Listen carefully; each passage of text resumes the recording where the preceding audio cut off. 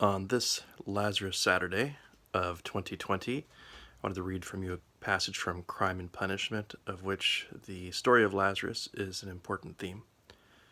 If you're unfamiliar with the story, it follows a man named Raskalnikov who has murdered a woman in cold blood, and he has found solace with a prostitute, someone whom he sees as his equal or perhaps even lower than him as a human being because of her profession.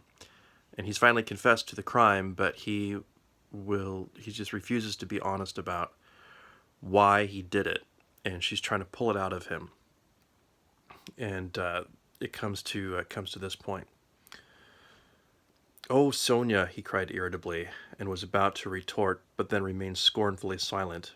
"Don't interrupt me, Sonia. I wanted to prove only one thing to you, that the devil was pulling me along then, and that he made it clear to me after that that I had not the right to travel by that road, because I am just as much a louse as everyone else.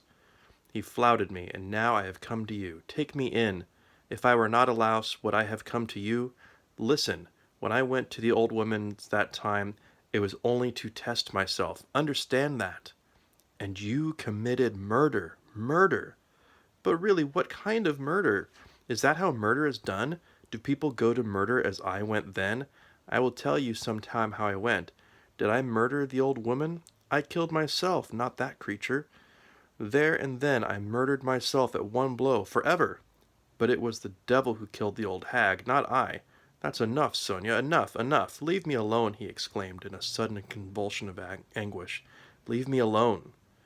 He propped his elbows on his knees and clutched his head tightly in his hands.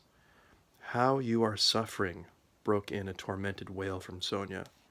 "Well, tell me what to do now," he begged, raising his head and gazing at her with a face monstrously distorted with despair.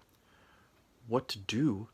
she exclaimed, starting up, and her eyes, which had been full of tears, began to flash.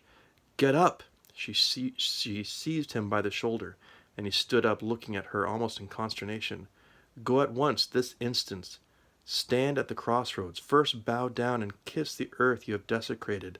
Then bow to the whole world, to the four corners of the earth, and say aloud to all the world, 'I have done murder.' Then God will send you life again. Will you go?